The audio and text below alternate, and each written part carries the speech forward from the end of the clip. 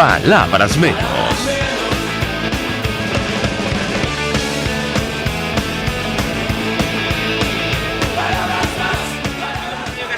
Lo mejor este martes 3 de noviembre del año 2020. Todo el equipo que trabaja para ustedes a partir de esta hora los saluda. En la producción Marilia García, en la redacción Jackson Vargas, en los controles Néstor Tobar, quien tendrá el inmenso placer de acompañarles, María Alejandra Trujillo. Saben, ustedes se pueden comunicar desde muy temprano a través de la cuenta en Twitter, @RCR750, seguirnos por el Periscope, por internet, rcr750.com, y el resto de nuestras plataformas digitales a través de TuneIn y YouTube. Escuchaban ustedes algunos titulares de los diarios de circulación nacional, temas que vamos a debatir ampliamente durante la mañana de hoy. Ya llegó el momento de la verdad para Estados Unidos, yo les diría que para el planeta, América Latina y especialmente para Venezuela. Finalmente se celebran las elecciones, aunque como saben ustedes el proceso de votación se inició antes. Más de o casi 100 millones de ciudadanos ya han emitido su voto, según hemos visto en algunas cadenas de televisión norteamericanas. Y la verdad es que hay gran expectativa. La mayoría de las encuestas, como ocurría en el año 2016, dan como favorito al candidato demócrata, pero como seguramente saben ustedes, la forma de elección en los Estados Unidos le da margen de posibilidad, como ocurrió en el 2016, al presidente Donald Trump para repetir en el cargo, porque es una elección indirecta a través de lo que ellos denominan los colegios electorales. Le leo algunas de las reseñas. El Colombiano, por ejemplo, en versión electrónica, dice: Estados Unidos llegó al día cero. Este martes 3 de noviembre se definirá el ganador de las presidenciales entre el republicano Donald Trump y el demócrata Joe Biden. Las encuestas dan como favorito a este último, pero todo puede suceder, lo que hemos dicho. Por eso el escenario de que Trump dé una sorpresa como en el 2016 y salga reelegido no puede descartarse. De hecho, ha recorrido el presidente Donald Trump distintos estados con 3-4 mítines diarios justamente para alcanzar el objetivo, sobre todo en los estados con mayor número de colegios electorales o los estados. Saben ustedes que en alguna oportunidad votan demócrata, alguna oportunidad votan republicano. Se habla de Florida, Pensilvania y Arizona como estados claves de cara a esta elección. Para nosotros, va a tener un impacto, querámoslo o no, porque el principal aliado ahora mismo de la transición a la democracia en el ámbito internacional es sin duda alguna. Y pasa una cosa u otra, puede que haya un cambio. Bueno, si repite el presidente Trump, será más o menos la misma línea. Él en una entrevista con El Tiempo de Bogotá decía lo siguiente sobre Venezuela. Luego de años de presidentes de Estados Unidos ignorando cómo Venezuela desestabiliza la región, dije: suficiente, y tomé fuertes acciones contra la dictadura. No como Joe Biden, evidentemente él habla en campaña, cuyos asesores políticos le acaban de decir al New York Times que se rendirá ante Nicolás Maduro. Me enorgullece estar alineado con nuestros socios en la región y juntos vamos a restaurar la democracia para el pueblo venezolano. Y lo cierto es que si ustedes leen la entrevista efectivamente en el New York Times, si gana el candidato demócrata va a haber un cambio, empezando por el reconocimiento del presidente interino Juan Guaidó, y suponemos que la presidencia interina estará evaluando todos los escenarios. Ayer emitió un comunicado, decía: a un día de las elecciones en Estados Unidos, les deseamos todo lo mejor en esta jornada democrática. Venezuela cuenta con el respaldo de Estados Unidos, su gobierno, Congreso, Senado e instituciones trabajando de manera conjunta y bipartidista para lograr nuestra libertad. Bueno, nosotros hablaremos seguramente en los próximos días al respecto, con los detalles. Mañana, sin duda, una vez se conozcan los resultados, todo puede ocurrir. Se preparan a ambas campañas, demócrata y republicana, para probablemente lo que podría ser un proceso judicial o una lucha en tribunales para contar cada uno de los votos, en caso de que el resultado sea cerrado, como todo parece indicar. En caso concreto de nuestro país y como parte del telón de fondo de la crisis, y hablamos concretamente de la economía que avanza, a pesar de que Nicolás Maduro y el equipo que lo acompaña no digan absolutamente nada al respecto, ayer el tipo de cambio oficial, o el dólar criminal, como lo denominó el propio Nicolás Maduro, que publica el Banco Central de Venezuela, cerró en 515.919,26. el salario mínimo y las pensiones en menos de $1 mensual. Ayer lo hablábamos como parte del impacto social durísimo que tiene esta crisis. Se traduce, por ejemplo, en la muerte de estos dos adultos mayores en Puente Hierro, que vivían, según ha trascendido, de su pensión, de las bolsas CLAP, lo cual no alcanza para absolutamente nada. Y para hablar justamente acerca de estos escenarios y perspectivas, saludamos a Leonardo Buñac, economista. Como siempre, gracias por atendernos. Muy buenos días. Muy buenos días, María Alejandra. Un saludo a todos tus radioescuchas, esos millones de seguidores que siempre están contigo.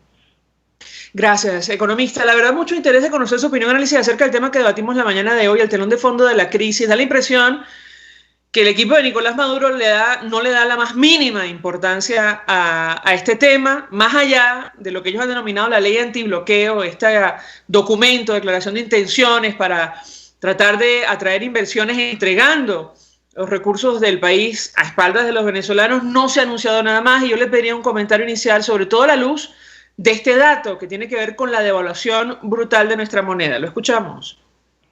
Bueno, mira, lo primero es que el documento que ya conocemos de la ley antibloqueo, eso no es un manual de política económica. Eso es otra cosa que, en mi opinión, en lo muy personal, él intenta de alguna manera convertir la presidencia de Venezuela en una suerte de monarquía, ¿no? En primer lugar, entre otras cosas por el tema de la falta de transparencia, entre otras cosas por la falta de control interno que se va a someter en los resultados de la aplicación teóricamente de esa ley. Y por supuesto, yo te lo voy a decir muy claramente, para mí hay una absoluta inviabilidad desde el punto de vista financiero, más allá de todos los vicios que en lo jurídico tiene ese documento, especialmente por el origen del mismo. Pero hablando un poco, ¿aló? ¿Aló? Sí, adelante, economista, lo escucho con atención. Sí. Hablando un poco ya en lo económico, bueno, el comportamiento del tipo de cambio y que hemos visto que se ha disparado de manera muy importante, la verdad es que era absolutamente previsible. ¿Por qué razón? Recordemos que en el año 2019 se produjo una suerte de desaceleración de la tasa de inflación.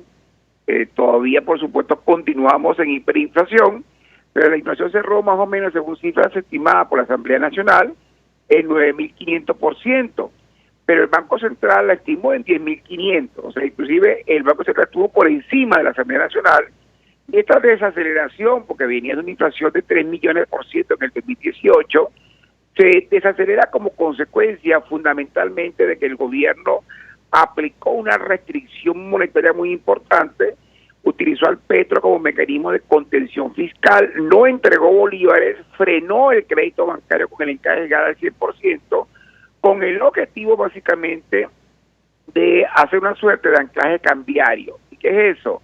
Que bueno, que el tipo de cambio oficial, que estaba muy bajo, se acercara al paralelo y el paralelo se frenara un poquito. ¿Con qué objetivo? Con el objetivo de crear una suerte de libertad en el mercado cambiario para promover en Venezuela lo que se llama el modelo importador. Y hoy Venezuela tiene claramente un modelo importador donde Nicolás Maduro le dice a los empresarios: no produzcas en casa, lo que es más barato comprar afuera que producir. Y tristemente Venezuela se ha convertido en una economía importadora, no solo de Nutella, no solo de chocolate, no, se ha convertido en una economía importadora y casi todo lo que vemos en los anaqueles son productos importados, que por cierto hoy los importan no el sector público, no lo importa el propio sector privado de la economía. ¿Y por qué razón? Porque el sector productivo está totalmente aniquilado en su capacidad de producir. ¿Y por qué razón? Básicamente porque no puedes producir cuando no tienes electricidad y cuando no tienes combustible. Así que Venezuela ha pasado a ser una economía productiva, una economía netamente importadora. Ese fue el objetivo de la política cambiaria en ese momento. Para el 2020, cuando arrancábamos en enero de este año, estimábamos que la inflación podía estar en niveles alrededor de entre 3.500 y 4.000% aproximadamente, todavía en hiperinflación. El problema está que al aparecer COVID-19, el gobierno se ve obligado a confinar la economía, ¿ok?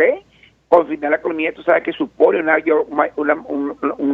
contracción mayor en el nivel de actividad económica. Los pronósticos de contracción del propio Fondo Monetario pasaron de 10% para este año a 25%. Los míos están entre 32 y 33% de contracción para el nivel de actividad. Esto significa pasar casi de una crisis humanitaria a una verdadera catástrofe humanitaria desde el punto de vista del poder adquisitivo del venezolano. Y el gobierno, ¿qué hace? Como no tiene recursos económicos, no tiene reservas internacionales, no tiene capacidad para generar divisas, porque hoy está exportando menos de 250.000 barriles porque produce 300 y pico mil, pero más de la mitad no genera caja por los compromisos que tiene el gobierno, entre otras cosas, con Chile y con Rusia. Bueno, hoy este año los ingresos petroleros no van a superar aproximadamente los 2.000 millones de dólares, un país que exportaba un poco más de 90.000 millones hace 6, 7 años atrás. Entonces, ¿qué ocurre? Frente a la caída tan vertiginosa del ingreso petrolero, en un escenario además donde no tienes capacidad de endeudamiento, porque tienes los mercados financieros cerrados, porque perdiste completamente el acceso al crédito internacional, entre otras cosas porque te declaraste en default desde el año 2017, no estás pagando deuda externa, indudablemente tienes el impacto de las sanciones que te impiden seguir endeudando la economía de Venezuela, que ya supera los 150.000 millones de dólares de deuda. En ese escenario el gobierno dice, ¿qué hago para financiar el gasto público? ¿Qué hago para financiar el gasto público de carácter clientelar? Y es cuando Nicolás Maduro comete el gran error de regresar entonces al expediente de utilizar al Banco Central de Venezuela como un mecanismo de financiamiento monetario del déficit fiscal. Y comienza el Banco Central entonces a emitir nuevamente enormes cantidades de dinero a partir de marzo de este año, llevando la liquidez monetaria que estaba en 42 billones de bolívares en enero de este año a 275 billones de bolívares al cierre de la semana pasada. Por supuesto, quiero atajarlo aquí, economista, porque justamente da la impresión, esta es la razón de la hiperinflación, usted me corregirá si me equivoco. Sin embargo, la actual responsable de economía de Nicolás Maduro asegura que ellos ya controlaron este tema. Yo le pediría una reacción de su parte al respecto, y me refiero concretamente a Delcy Rodríguez. Lo escuchamos. Sí, básicamente, cuando te digo de que regresas al expediente y al triste expediente, es que nuevamente el ciclo hiperinflacionario se ha reiniciado. O sea, la mala noticia de todo esto, además, es que se reinicia en Venezuela el ciclo de la hiperinflación.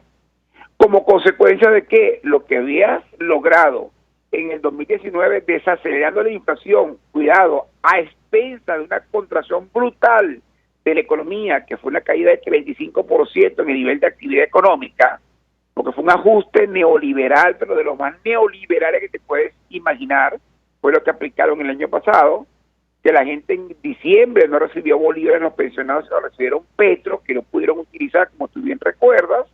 Pues regresan entonces en el 2020, en época de contracción muy importante, entre otras cosas vinculada al paro de la economía, que está asociado también a la cuarentena y el confinamiento.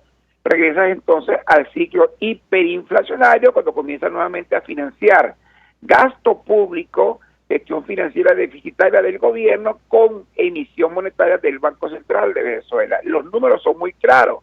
La liquidez monetaria y los medios de pago líquidos, los bolívares en circulación, que estaban en 42 billones en enero de este año, ya se acercan a los 300 billones de bolívares. De hecho, para noviembre y diciembre, de continuar la tasa de crecimiento en los agregados monetarios como lo viene haciendo el gobierno, vamos a alcanzar fácilmente los 400 billones de bolívares para el cierre del mes de diciembre. Ya podrás imaginarte desde el punto de vista de expectativa cuál va a ser el impacto en el paralelo y en el cambio oficial, ¿ok?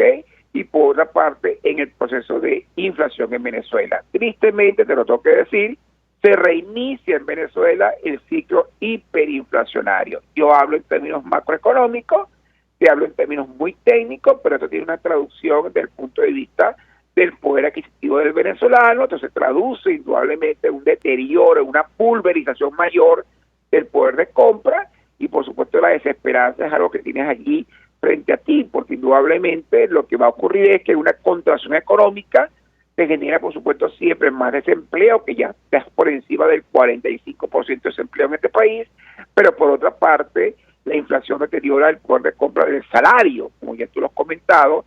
El resultado final, cuando tú sumas desempleo, empleo informal, subempleo con deterioro o pulverización del poder de compra, al final lo que estás obteniendo es lo que se llama pobreza crítica y extrema. Bueno, tengo que preguntarle, seguramente ha visto usted los datos que presentó el Banco Central de Venezuela como, en nuestra opinión, un saludo a la bandera de la constituyente comunal, supuestamente con el presupuesto del año que viene. Hay un número que nos llamó la atención, que habla de un monto, bueno, el monto total del presupuesto equivale a 8.000, un poco más de 8.000 millones de dólares, según la cotización en ese momento del dólar, que era por encima de 480.000 bolívares. Y yo le pediría un comentario, porque ¿cómo llegamos a esta situación? La reducción tan brutal de nuestra economía, tomando en cuenta Sí, incluso lo que ha ocurrido con otros países que han logrado, bueno, salir adelante con un rebote espectacular en el caso de los Estados Unidos, un poco más discreto en el caso de países europeos como España, producto de las ayudas que han ofrecido los gobiernos en medio de la pandemia. Lo escuchamos. sí, es realmente increíble, ¿no? Porque lo que te voy a comentar ya obedece a cifras formales de la economía venezolana, pero esa reducción del presupuesto tan bestial desde el punto de vista de su expresión en moneda extranjera está vinculado con todos los agregados macroeconómicos de la economía venezolana. La economía venezolana, tristemente, hoy es una economía enana, como enano es el poder de compra venezolana, como enana es la cartera de crédito de la banca venezolana. La banca venezolana, que es una variable que le hacemos seguimiento en nuestra firma, porque estamos muy dedicados al estudio del sistema financiero latinoamericano y venezolano, es una banca que tiene una cartera de crédito apenas de 172 millones de dólares. Es decir, la cartera de crédito de toda la banca pública y privada de Venezuela es más pequeña que la cartera de crédito de una agencia bancaria, de un banco en la ciudad de Medellín o en la ciudad de Barranquilla, donde tú la quieras poner. Es decir, una agencia bancaria, una oficina de un banco, tiene una cartera de crédito en Colombia más grande que toda la cartera de la banca venezolana. Hoy, nuestra cartera de crédito, por poderlo poner en términos concretos, es 22 veces más pequeña que la cartera de crédito de la banca de Nicaragua, que es la banca más chiquita de América Latina, o era la más pequeña de América Latina. Colombia es 500 veces más grande que la venezolana. Pero que hablemos del PIB. El PIB de Venezuela, para el cierre del año 2019, lo estimó monetario en 63.000 millones de dólares. Para este año se está estimando que llegue a cerca de 35.000 millones de dólares. Para que tengan idea, estamos hablando de que la economía dominicana, ¿ok? Pues tú puedes ir a Leonardo, eso es pequeño, eso es mucho, eso es poco. Bueno, la economía dominicana, con 10 millones de habitantes, no hablo de Chile, hablo de República Dominicana, tiene 86.000 millones de dólares en PIB. La economía de Guatemala tiene 84.000 millones. La economía de Ecuador tiene 107.000 millones de dólares. Estoy hablando de las economías más pequeñas de América Latina, que hoy son 2 veces o 3 veces más grandes que la economía venezolana. O sea, la economía venezolana se convirtió en una economía muy pequeña, de las más chicas de América Latina, y eso obviamente se traduce en términos concretos en destrucción de riqueza y por supuesto creación de miseria. En palabras concretas, la economía venezolana, por información de los radioescuchas, en el año 2012, no fue muy lejos, 2012 tenía un PIB por encima de los 300.000 millones de dólares. Hoy no va a pasar de 35.000 millones al cierre del año 2020. Se contrae la economía 35% en el 2019 y se contrae para este año 33% aproximadamente.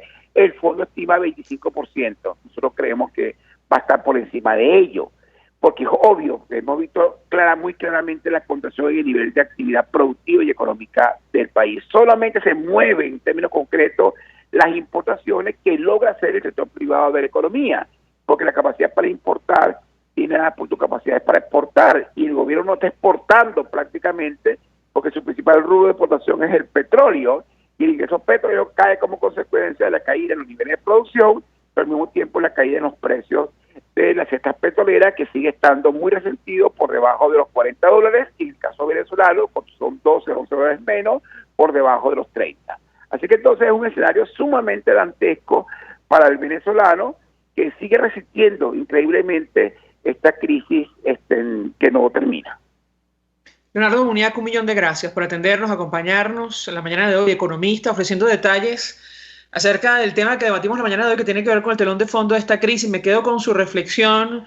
Una cartera de crédito de una agencia de banco en Medellín es más grande o incluso igual a toda la cartera de crédito de la banca venezolana en este momento. Vamos a la pausa y al regreso venimos con más. Usted escucha Palabras Más, Palabras Menos en RCR 750 AM. Puedes seguirnos en nuestras redes sociales.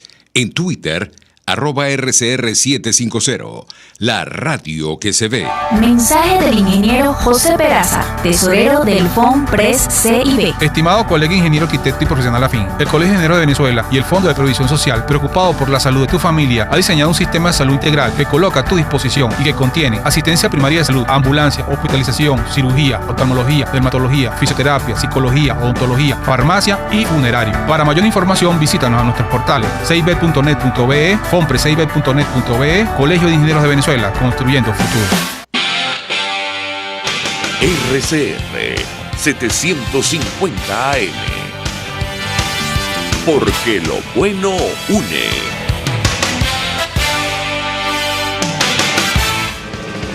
Todos las piensan, todos las escuchan y María Alejandra Trujillo te las dice. Palabras más, palabras menos. Continuamos, amigos. Palabras más, palabras menos. Le ruego a mi equipo que me repita las instrucciones. Todavía no tenemos al siguiente invitado. Perfecto. Estamos tratando de contactar al presidente de Consejo de Comercio, Felipe Capozzolo, porque, esta caída de la economía tiene una expresión real en el número de empresas que han aguantado esta crisis en medio de la pandemia. Ya arrastrábamos nosotros un problema serio en nuestra economía antes de que se declarara la pandemia o se iniciara la pandemia en nuestro país en el mes de marzo, pero esta caída de la economía tiene una expresión en número de empresas, número de empleos y en la pobreza, que se traduce, y lamentablemente sacamos a colación el caso de estos dos adultos mayores, porque es como la punta del iceberg, como nos decía Susana Rafali. Están los adultos mayores, que son la población, una de las poblaciones más vulnerables, pero también están los menores, los niños, que sufren con más crudeza esta crisis, que parece no tener fin, como decía Leonardo Muniac. Y me parece que ya le tenemos a Felipe Capozzolo, presidente de Consecomercio. Gracias por atendernos. Buenos días. Gracias por la invitación. Un saludo a quienes nos escuchan. Oye, yo le pediría una primera valoración acerca del tema que nos ocupa. Nos decía Leonardo Muniac, y yo inicio con esta reflexión porque tiene directamente que ver con el sector privado de nuestro país, que ahora mismo la economía venezolana se ha reducido tanto que una cartera de crédito de una agencia, por ejemplo en la ciudad de Medellín, es más grande o incluso igual que toda la cartera de crédito de Venezuela. Bienvenido, ¿qué puede decirnos? Bueno, estamos en esa situación en este momento por condiciones, por situaciones y por políticas que son bien conocidas del pasado. También estamos en una situación que nos permite avisorar lo que va a ser el futuro y cómo vamos a construirlo. Lo que debe ser el rol ciudadano, lo que debe ser el rol de las empresas, el nuevo rol del Estado. Estamos realmente en tierra y en nivel cero, y es el momento propicio para comenzar un nuevo orden y para entender que estamos iniciando pues con nuestras manos, sin ayuda, prácticamente sin el apoyo del Estado y los recursos naturales como era en el pasado, que indiscutiblemente los recursos están allí, pero en este momento nos toca trabajar muchísimo. Levantar una empresa en este momento, entendiendo que las posibilidades de crédito son nulas, presupone un ejercicio tremendo de visión de futuro y un ejercicio de planificación realmente extraordinario. Y para los emprendedores que buscaban la empresarialidad, precisamente uno de los incentivos era el acceso al crédito, pues representa más que una visión, un plan de vida en el cual se puedan ver reflejado el bienestar propio y el de la familia en un plazo muy, muy largo. Vamos a empezar a tener que pensar en Venezuela todas nuestras actividades a muy largo plazo y con mucho pie de plomo, mucha cabeza fría para poder sacar el país adelante. Eso pasa por la integración de muchos factores, la integración de los factores económicos y la integración de los esfuerzos de lo público y lo privado. Eso es muy importante que se diga. Dos inquietudes. Primero, ¿cuál es la situación del sector que usted representa? Usted dice empezamos desde cero. La última vez que conversamos todavía no existe un registro de las empresas en el sector comercio que quedan en nuestro país, que han resistido esta crisis que se ha agravado producto de la pandemia. Eso en primer lugar. Y en segundo lugar, ¿qué perspectiva ven ustedes con esta iniciativa que han denominado la ley antibloqueo, que nos ubica absolutamente al margen de la Constitución y las leyes en nuestro país? Lo escuchamos. Bueno, en este momento es tremendamente difícil saber cuáles son los efectos reales del último periodo de pandemia que estamos viviendo y sobre todo de los efectos de las políticas de confinamiento. Las encuestadoras y los equipos económicos han hecho esfuerzos tremendos por llegar a números lo más cercano posible a la realidad, y ahí hemos podido ver que un 90% de las empresas han estado afectadas. De ese 90%, entre un 20 y un 30% de las empresas se habla ya realmente de efectos catastróficos, con pérdidas inclusive superiores al 50%, no solamente en niveles de facturación, sino en niveles de formación de capital, a nivel estructural. Entonces te habla de una pérdida de empleo que va cercana al 30% fácilmente, y eso va íntimamente ligado a la oferta de empleo. Entonces para esos niveles la oferta de empleo se va a reducir seguramente en esa misma cantidad. Al respecto de lo que han denominado la ley antibloqueo, bueno, como toda ley, si no cumple algunos requisitos fundamentales, como son ponerse al servicio de la gente, ponerse al servicio del beneficio del país, del desarrollo del país, mejorar las condiciones de la gente, realmente corre el riesgo de ser letra muerta sobre papel. Por otra parte, si no cubre la necesidad o la inquietud de que debe hacerlo en el marco de la transparencia, la total transparencia y el respeto de las leyes, pues ese requisito y ese objetivo se alejan cada vez más. Lo importante en Venezuela es que debemos tener iniciativas que realmente sean integradoras, que realmente pongan en el mismo lado de la ecuación al sector público, al sector privado, en pro del centro que debe ser nuestra sociedad, que es la gente y el desarrollo de la gente, particularmente los más necesitados. Así que cualquier ley que se dicte con enunciados que hacen pensar o que la quieren vender como algo justo, bueno, realmente en la práctica tiene que convertirse en algo justo, y realmente en la práctica tiene que convertirse en algo tangible que nos ayude a los venezolanos a impulsarnos hacia un futuro próspero y más feliz. Claro, porque la premisa de este instrumento, de este documento que ha presentado el equipo de Nicolás Maduro es los acuerdos, establecer acuerdos en secreto, a espaldas de todos los venezolanos, lo cual, insisto, está al margen de la Constitución. Yo le pedí un comentario si, digamos, tal como está planteado el documento, incentiva la participación del sector privado, lo que queda de él en Venezuela. ¿Qué puede decirnos? Bueno, la participación del sector privado es tremendamente importante para hacer ese ejercicio de arquitectura futura. Está claro, insisto, los recursos naturales están allí, pero en este momento no están teniendo la utilidad que han podido tener en otro momento, o que quisiéramos todos que pudiera tener. Por lo tanto, 100 años de cultura extractiva parece que han llegado ya a su fin. Los particularismos tienen que quedar a un lado y dar paso a políticas con mayor utilidad, a un rol más participativo, más protagónico de la ciudadanía y de todos los sectores económicos.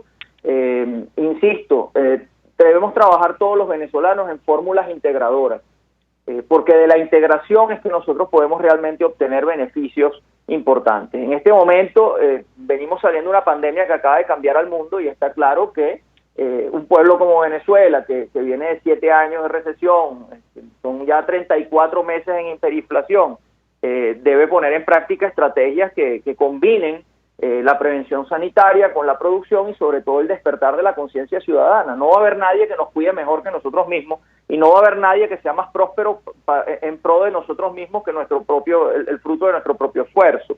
Entonces tenemos que despertar todos esos aspectos y potenciar las posibilidades del individuo, potenciar la individualidad de cada uno de nosotros en pro de la creatividad y en pro de la producción. La suma del granito de arena de cada uno de los venezolanos, bueno, conformará un país realmente mucho mejor al que estamos viviendo. El país que queremos tener debe superar y dejar atrás las carencias y las necesidades que están pasando entre el 80 y 90% de la población. Para ello se requiere mucha empresa privada, para ello se requiere mucho emprendedor, mucho empresario y mucho producto disponible porque es la única garantía de un crecimiento futuro sin inflación. Ahora, yo le pregunto, cuando usted dice estamos saliendo de esta pandemia, ¿a qué se refiere? Porque da la impresión que es todo lo contrario. Europa ha vuelto ahora mismo al confinamiento por una nueva ola de contagios. ¿Qué puede decirnos? Venezuela tiene que salir de la pandemia porque Venezuela entra a la pandemia con unas condiciones tremendamente complicadas y muy distintas a las del resto de los países del mundo. Venezuela entra a la pandemia en estado de precariedad. Por lo tanto, las estrategias que nosotros tengamos que implementar tienen que ser dinámicas, tienen que ir moviéndose en el tiempo. Ninguna estrategia estática, ninguna fórmula que en determinado momento o en una semana o en un mes te da resultados positivos va a funcionar para el mes siguiente. Y eso tenemos que tenerlo claro, porque nosotros llevamos plomo en el ala y llevamos un hándicap muy grande con las condiciones económicas tan precarias que nosotros tenemos. Entonces allí sí nos tocará ser creativos y realmente bastante más científicos a la hora de planificar soluciones, porque el confinamiento para Venezuela realmente no es garantía de un porvenir sustentable. Entonces es allí donde nosotros tenemos que potenciar la producción que vaya de la mano con las medidas de prevención sanitaria y debemos mover el foco desde abrir o cerrar, desde tener o no, ejecutar o no el famoso lockdown, que es el cierre total, mover la variable de control hacia qué tan seguro lo hacemos para la población, qué tan seguro lo hacemos para nosotros mismos. Es la única vía que tenemos. Venezuela no tiene opciones por la condición de precariedad que viene viviendo. Así que tenemos que enfocarnos precisamente en un porvenir donde podamos manejar la pandemia produciendo.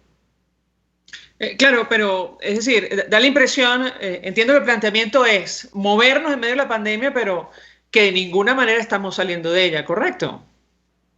Bueno, al respecto, formalmente los números de contagiados van a seguir existiendo porque estamos todavía montados en la curva.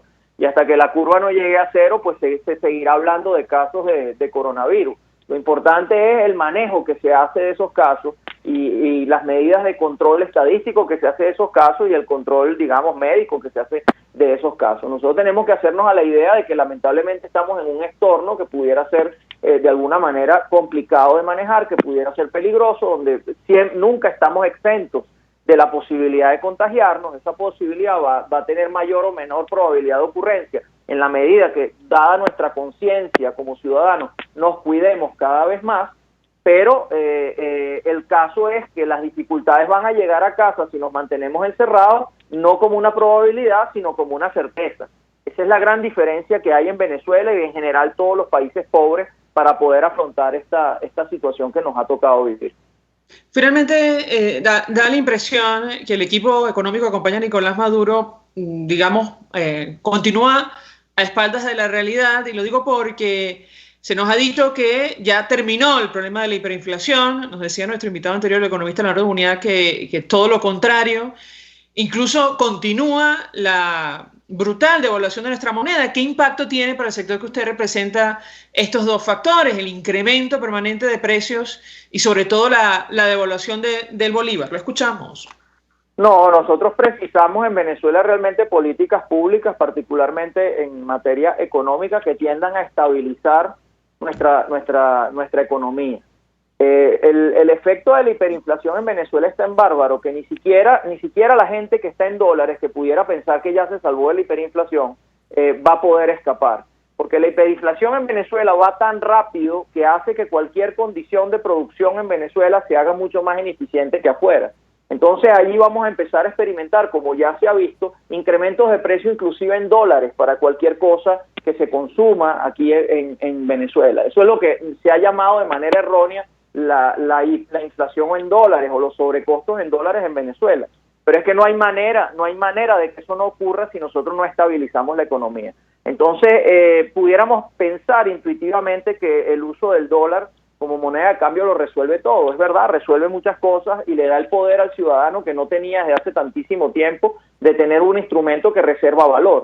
pero no es la total solución a todos los problemas. La total solución a todos los problemas no viene de la mano de un papel o de una moneda, o de un signo monetario. La solución de los problemas viene de mano de la gente, de seres humanos que tienen la obligación de dirigir, que tienen la obligación de guiar al país en la dirección correcta, apuntar objetivos de trascendencia nacional, en la cual todos los venezolanos puedan verse realmente comprometidos, porque ven reflejado allí, en esa imagen, en esa visión, ven reflejado un futuro más próspero, más feliz, donde valores como la libertad, la propiedad, la autodeterminación, logran que el individuo alcance realmente niveles de desarrollo humano mayores. Eso es lo que nosotros tenemos que buscar como venezolanos, y tenemos que contrastar el país que tenemos con el país que queremos tener. Y para ello, el puente, el camino, es mucho trabajo y es mucho entendimiento, es mucha cooperación, fortaleza, sobre todo solidaridad en estos momentos tan difíciles. Tenemos que ayudarnos entre los venezolanos, tenemos que unirnos, en el marco de una realidad que nos exige salud, fortaleza y unión. Bien. Felipe Capocciolo, 1.000.000 de gracias por atendernos, acompañarnos, presidente de Consecomercio, ofreciendo detalles acerca de lo que está ocurriendo con este sector producto de la crisis económica que afecta a nuestro país, agravada por la pandemia de coronavirus. Vamos a la pausa y regreso más. Escuchas a María Alejandra Trujillo en Palabras Más, Palabras Menos, por RCR 750 AM. Sintonícenos a través de Periscope, @RCR750, la radio que se ve. Mensaje del ingeniero José Peraza, tesorero del FOMPRES CIB. Estimado colega ingeniero arquitecto y profesional afín, el Colegio de Ingenieros de Venezuela y el Fondo de Previsión Social, preocupado por la salud de tu familia, ha diseñado un sistema de salud integral que coloca a tu disposición y que contiene asistencia primaria de salud, ambulancia, hospitalización, cirugía, oftalmología, dermatología, fisioterapia, psicología, odontología, farmacia y funerario. Para mayor información, visítanos a nuestros portales cib.net.be, fomprescib.net.be, Colegio de Ingenieros de Venezuela, construyendo futuro. ¿Te imaginas unos deliciosos y súper cremosos helados libres de azúcar, libres de lácteos, libres de huevos, libres de gluten, libres de culpas? Te lo tengo. Heladería Vegan Fruit lo hizo posible y aptos para todo tipo de personas. Los heladitos Vegan Fruit los encuentras en los mejores supermercados y tiendas de delicateces. Síguelos en las redes. @heladería Vegan Fruit. Amor vegano y cremoso. Desde los sectores populares del país se escucha una clara señal. Es el radar de los barrios. Evelyn Martínez y la Red de Ciudadanos le invitan a identificar amenazas, ubicar soluciones y hacer seguimiento eficiente a las problemáticas de cada sector. Un espacio contra la polarización donde se construye de abajo hacia arriba y de adentro hacia afuera. El radar de los barrios, de lunes a viernes, a partir de las 10 de la mañana, solo por RCR 750 AM. Se dicen, se ocultan, se piensan, se descubren. Palabras más, palabras menos. Con María Alejandra Trujillo. Y decíamos que la crisis económica tiene un componente social indudable. Cuando nos toca hablar de un salario mínimo, de unas pensiones que están por debajo de $1 mensual, con esto no vive absolutamente nadie, quedó comprobado en el caso de estos dos adultos mayores de Puente Hierro. Bueno, es lógico preguntarnos qué está ocurriendo con los trabajadores en nuestro país, sobre todo los trabajadores del sector público, y para analizar este tema saludamos a Servando Carbone. Él es coordinador nacional de UNET, coordinador nacional de la Federación Nacional de Trabajadores Públicos. Un gusto conversar con él, no sé si lo tenemos, me parece que no. Buenos días, María Alejandra. Buenos días, Servando Carbone, gracias por atendernos. Yo le pediría una primera valoración acerca de este tema, al cual el equipo económico de Nicolás Maduro no le da la más mínima importancia, y me refiero concretamente a lo que está ocurriendo con los salarios y las pensiones. Bienvenido.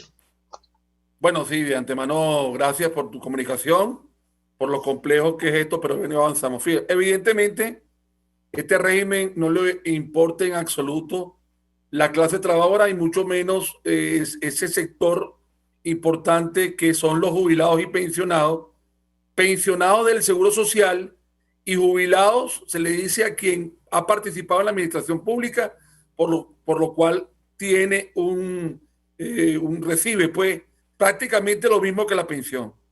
Evidentemente, y así ha sido demostrado, las políticas del régimen, hoy tenemos el salario mínimo en menos de $1 y como he dicho de forma sostenida, este es un régimen criminal de miseria, un régimen que no aporta absolutamente nada para la tercera edad. Son más de 8 millones de trabajadores, incluyendo los pensionados del Seguro Social y jubilados y los empleados públicos que el régimen paga con nómina y no le interesa absolutamente nuestra condición, sino lo somete al tema de la bolsa de comida. Y esto ha sido denunciado y es uno de los temas importantes que se han denunciado ante la OIT, y el régimen, con una carta reciente enviada, bueno, dice que aquí no pasa absolutamente nada. Por eso es la reflexión y por eso el movimiento sindical está claro que bajo el régimen de Nicolás Maduro y este equipo es imposible tener alguna mejoría en lo que es nuestra calidad de vida. Ahora, yo le pregunto cómo están haciendo los trabajadores del sector público. ¿Cómo hacen para vivir? Porque está claro que con menos de $1 mensual, el caso de los que reciben sueldo mínimo, quizás $2 o $3, es imposible sobrevivir en las actuales circunstancias en Venezuela. Lo escuchamos. Bueno, mira, yo quiero hablar con bastante preocupación. El tema de la inmigración forzada y por la misma situación del virus chino y del invento del régimen de que si estamos plus y no estamos 7x7 y no estamos asistiendo a nuestros puestos de trabajo, muchos compañeros se siguen yendo de forma forzada por la frontera. Esto no lo aguanta absolutamente nadie. Algunas personas dependen todavía de repente de la ayuda de algún hijo o algún familiar o algún amigo que se encuentra aquí, pero eso se puede contar, eso es poco lo que se mueve. Muchos han optado por vender café en las colas de gasolina o por vender chuchería, hacer un esfuerzo para ver cómo pueden sobrevivir. Pero estamos en verdad en una etapa calamitosa, grave, delicada y controlada por el régimen, porque esto es obrado y hecho a proceso por el régimen, que tengamos esta situación de hambre y miseria. Es muy complejo para el empleado público hoy. Lo que pasa es que no estamos acudiendo al trabajo. El régimen sigue pagando su salario, pero muchos de los compañeros ya no están en Venezuela, ya han buscado la forma de escaparse para salir del país, para buscar una mejora económica, porque no pueden. A veces se va solamente el padre y deja a la familia aquí, viendo la posibilidad de generar recursos y mandarlo. Pero esa es la tragedia del día a día que se asemeja mucho a lo que está sucediendo en el pueblo, a los ciudadanos que no pueden, o el del trabajo, porque ahora las empresas privadas, a pesar de que han reducido los puestos de trabajo, tienen ahora mejores opciones de mantener a sus trabajadores en sus puestos de trabajo. Ahora, en un país donde no hay cifras, ¿se conoce el número de empleados públicos que ahora mismo hay en nuestro país, señor Carbone? Bueno, mira, esto es verdad calamitoso también. Este virus chino ha hecho que uno profundice en el tema de la informática y ver meterse en varios webinars que hay sobre el tema de la crisis, la parte laboral, todas estas cosas, y lamentablemente ni siquiera, por ejemplo, en el BID o en la OIT de las Américas, en ningún lado he visto informes, y lamentablemente ni siquiera, no estoy hablando de los empleados, pues ni siquiera hay cifras de la cuantificación de impacto en Venezuela del tema social. Gracias a la ONG, que tenemos el informe del ENCOVI, que se ha profundizado, tenemos los índices de pobreza. Y esto ha sido un reclamo importante que hemos hecho a las organizaciones internacionales. En este caso, nuestro espacio natural, que es la OIT, pero también quiero resaltar que hemos enviado información también al equipo técnico de las Naciones Unidas, de la doctora Bachelet, porque fíjate, si bien es cierto, nuestro único espacio es la OIT tripartito, no es menos cierto que todos estos derechos que el régimen viola de forma sistemática, como es la calidad de vida, todo lo que tiene que ver con el salario, la salud, la alimentación, todo esto que tiene que ver con derechos humanos. Y tiene que ver de una vez por todas una consolidación hacia de forma técnica se termine y se siga desenmascarando un régimen que es un régimen opresor que no le interesa en absoluto dar cifras. Y por cierto, quiero decirte que en este momento se desarrolla en Ginebra, o sea, desde el día de ayer, la 340 reunión del Consejo de Administración se desarrolla y ahí el día martes 10 se va a evaluar el caso de Venezuela. El caso de Venezuela es correspondiente a la evaluación de la comisión de encuesta que lamentablemente no se pudo dar en la 329 reunión, que era en el mes de marzo, y tampoco se pudo dar en la 348, 349, que era en julio, y se va a dar ahorita en la 340, ¿no? Y te quiero informar que el régimen de Venezuela ya entregó un oficio diciendo que no acepta las recomendaciones de la comisión de encuesta. Y ha venido también, y es parte de esto, y ha venido atacando al movimiento sindical y ha dicho que el informe está viciado. ¿Por qué? Porque en ese informe, como lo he dicho en otra oportunidad, Marilena, y es importante que ustedes lo sepan, de 123 testigos, 98 personas, trabajadores, de los 123, el 70%, más del 70%, fuimos trabajadores. Y no solamente juramos por la Haya, también fuimos testigos y además entregamos documentación contundente. Entonces, claro, de 123 testigos, 98 son trabajadores, hay información contundente, el régimen ataca a la clase trabajadora, le da golpe a la clase trabajadora, pero lo que hemos hecho nosotros es acudir al director general y decir que es importante. Recientemente entregamos un informe importante donde denunciamos el tema del salario, el tema de la persecución, el tema del hostigamiento, porque eso no ha cesado por parte de este régimen opresor.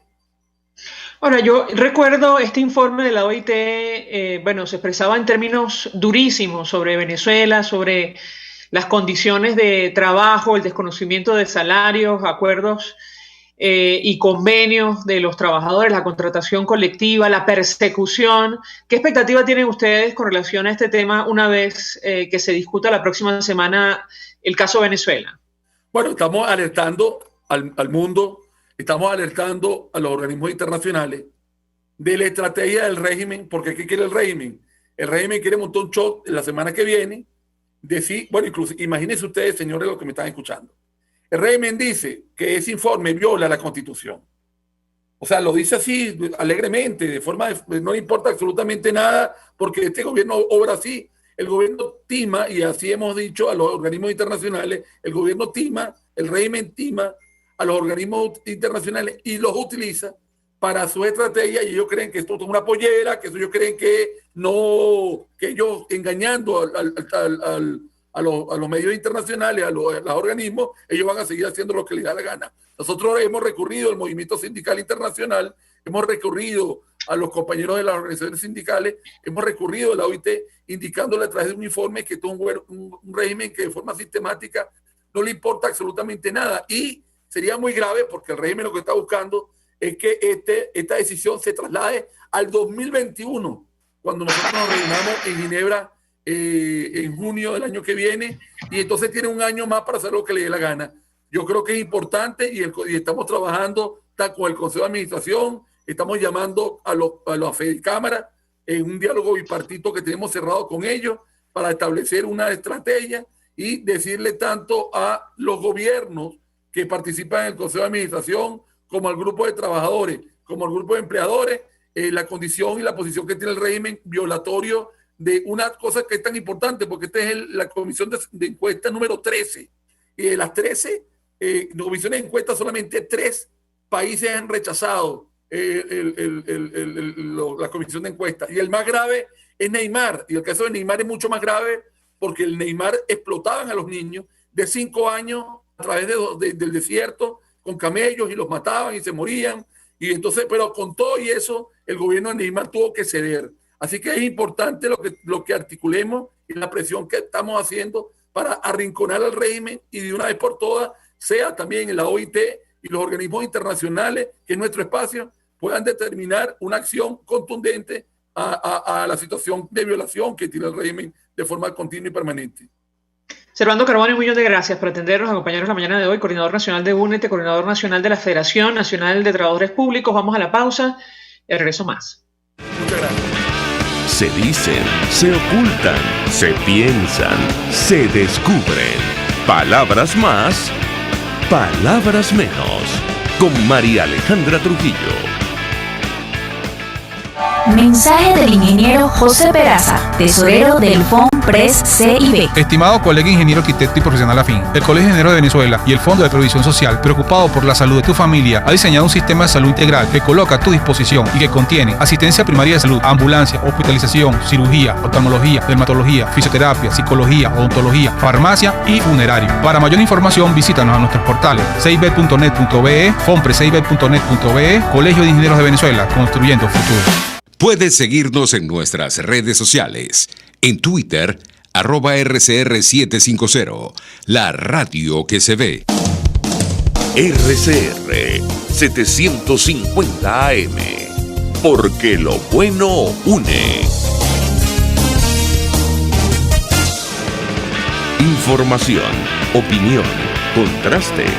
María Alejandra Trujillo está en Palabras Más, Palabras Menos. Continuamos, amigos, palabras más, palabras menos, se nos ha agotado el tiempo. Nosotros, haremos seguimiento de lo que ocurre en la jornada de hoy por el impacto que va a tener, insisto, para el planeta, para América Latina y concretamente para nuestro país.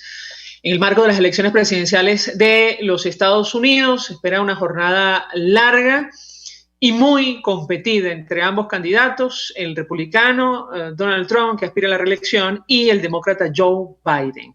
Nosotros nos despedimos, lo hacemos a nombre de Jaime Estares de la Dirección General de la Estación, en la gerencia de producción Willy Charcaya, en la producción Marilia García, en la redacción Jackson Vargas, en los controles Néstor Tobar, quien tuvo el placer de acompañarles, María Alejandra Trujillo. El Fondo de Previsión Social del Colegio de Ingenieros de Venezuela presentó. RCR presentó Palabras Más, Palabras Menos. RCR 750 AM. Palabras menos.